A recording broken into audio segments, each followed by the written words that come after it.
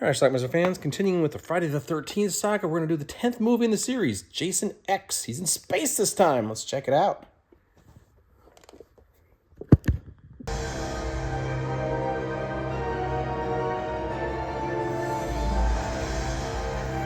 All right, our film starts in a cryogenics plant where they have Jason Voorhees chained up and perhaps dead at the moment. I don't know.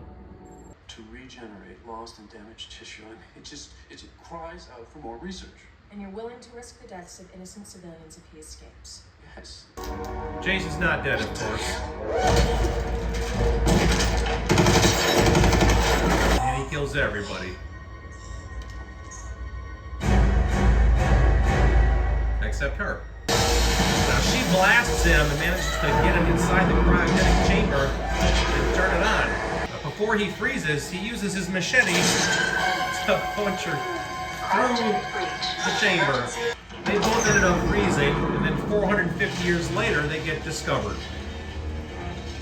And the scientist woman, her name is Rowan, she gets discovered too. Rowan. Guess who's gonna thaw? 4420 found in sector 3930L on Earth Prime. Subject discovered in complete cryosuspension. Rowan wakes up and is thoroughly confused. Vital signs are normal and strong. No shit. Jason I believe Voorhees. that's David Cronenberg. He killed nearly 200 people and simply disappeared without a trace. Under the right buyer, he could be worth a fortune. This chick Adrian removes his mask. Poor Take baby. a look at him. No wonder you wore this thing. Jason gets up, which of course he does. She becomes the next victim. Nothing worked. Finally, it was decided that if we couldn't terminate him, we could at least contain him. Cryogenic stasis. Freeze him until we could figure out what to do. Seems sensible. Believe me, he's definitely dead. Show me. I'm putting us on lockdown. Here's the gun.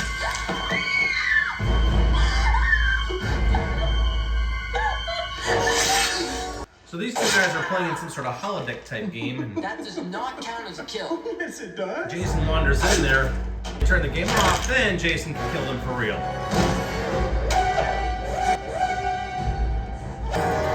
Let's get down now!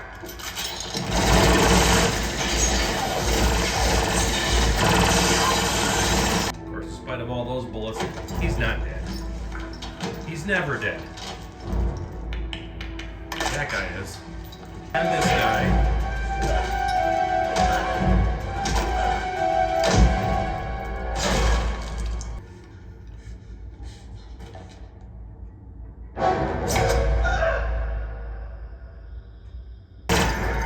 I mean, they fire everything they got at this guy. It just doesn't seem to hold. Guess he got him. In reality, it was reversed. It's gonna take more than poking the ribs to put down this old tar. Yeah, that ought to do it. To make matters worse, the ship they're on is crashing into something.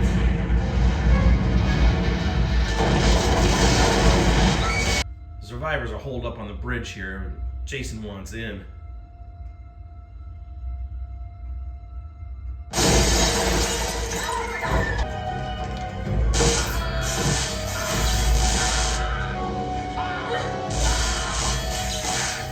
Now, I'm not sure what exactly is happening here, but it can't be good. So they bring their robot crew member. Cam! But it's just a ruse. Gotcha.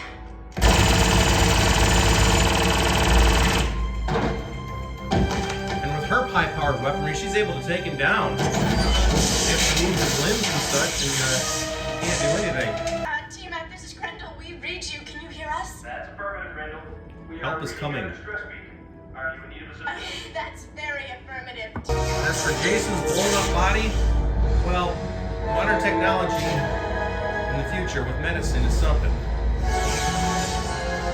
They lifted on some sort of healing device And these things, which are like nanites apparently, are doing their thing. Turn Jason into Jason Cyborg. Part man, part machine. They have little success against this one.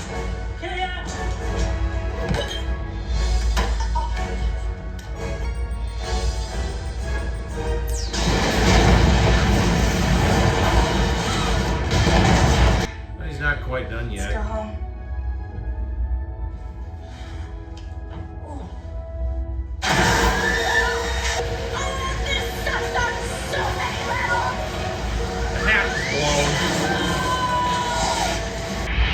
Come up with an idea to put Jason in a holodeck. Let him think he's back at Crystal Lake. Hey, you want a beer? Or do you want to smoke some pot? Or we can have premarital sex. He makes quick work of his holodeck victims.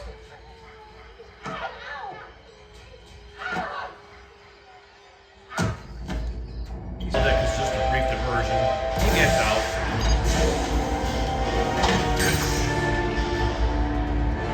Stayed with Jason in a spacesuit while the rest of them took off. Kind of arranged for them to be.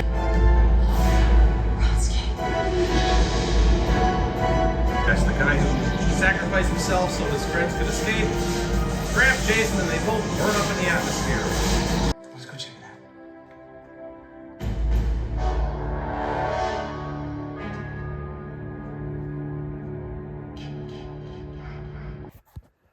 All right, let's talk about Jason X. Friday the 13th's 10th movie. This was the follow-up to Jason Goes to Hell. When we last met Jason, or last left Jason in Jason Goes to Hell, he had been exploded and his mask had been sucked down to hell by Freddy Krueger. Actually, his whole body and everything got sucked down to hell, too. In part 10, Jason X, he's back and he's just... he ends up getting captured and they have him, like... They're going to basically cryogenically freeze him. That's the plan. Well, they manage to push him in this cryo chamber, and they start to freeze him. And the scientist, the woman there, they'd initially, he'd kind of gotten loose there, and he'd killed a bunch of people before she was able to push him in there. But as he's being frozen, he puts his machete through the container somehow, and some of the freeze stuff comes out, and it freezes her, too, the scientist who's there. And apparently they're the only two left in the building, I guess. And then who knows what the hell happened, because the next thing you know, it's 450 years later. Earth has been abandoned for Earth 2, but somehow people are coming back and they discover this ancient cryogenics chamber with a frozen Jason inside and a frozen scientist on the floor. They bring them back up. They're in space on a spaceship. They thaw them both out. The woman scientist is remarkably fine after she got healed. She got hit with Jason's machete, by the way. And then they unfroze Jason. Now, she's warning them, you can't let this guy unfreeze. He's a serial killer. He's going to kill you all, that sort of thing. And they kind of laugh it off. And, of course, he comes back alive and starts killing all the people on the ship. Because that's what Jason does. This takes place in the year 2455. I guess it was 450 years after they were first frozen. At one point, there's like a robot on board, and she ends up like shooting Jason with all kinds of heavy artillery and blows off his leg and his head, and it looks like he's dead. And I think he actually was dead, I guess.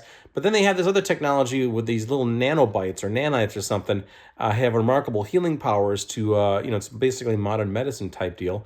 Well, they get a hold of Jason, they zap him with some electricity. Next thing you know, they're trying to, regenerate his tissue and everything, but he doesn't have a lot of tissue to go with, so they make him like a cyborg. These nanobites, whatever the hell they were, they somehow regenerated Jason, and now he's not just Jason, he's a cyborg Jason, and he's tougher than ever. He dispatches a whole bunch more people. Eventually, ultimately at the end there, Jason gets sucked out into space, and after this... the people escape on this little shuttle rocket from wherever they were, the bigger ship they were on. And then the big ship they were on explodes, and Jason, he's floating through space, and he's actually coming towards the ship with his machete in hand. And they're like, oh my God, you got to be kidding me. Yeah, you got to be kidding me.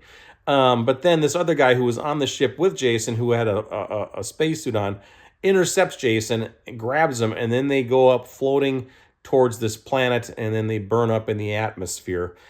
This may have been Earth 2, I'm not sure, because we saw somebody on the ground then say, oh, look, it's a falling star.